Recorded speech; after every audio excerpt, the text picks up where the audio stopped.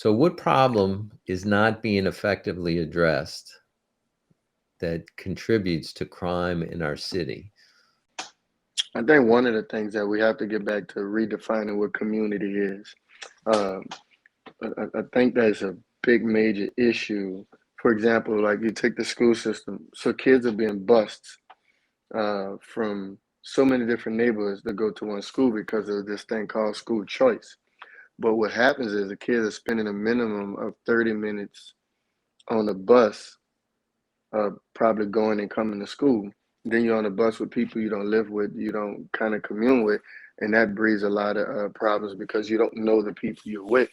I think that's one thing is to redefine what community is compared to what we have now. Because when I grew up early in the 80s, like your neighbors was on the same page with your parents.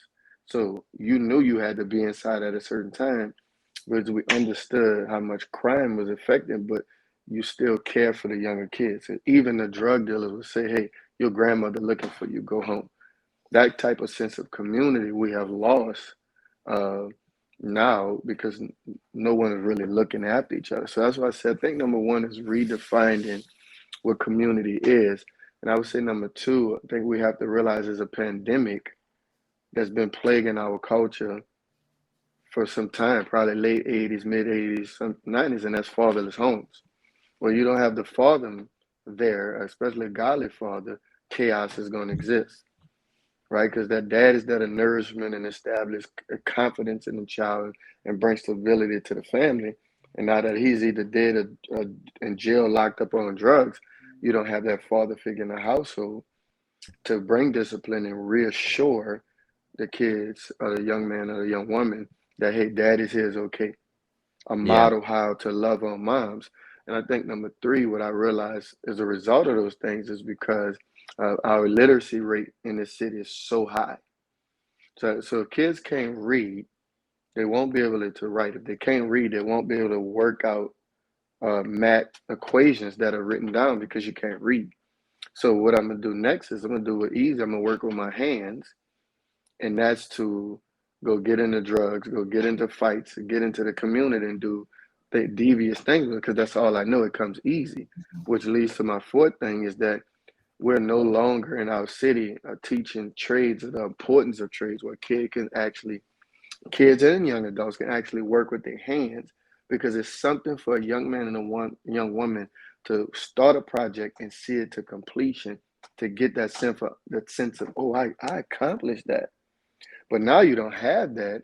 You have all your relationships through social media. You're looking at all these people that seem to have a happy life, and that's where you feel like your self worth is at.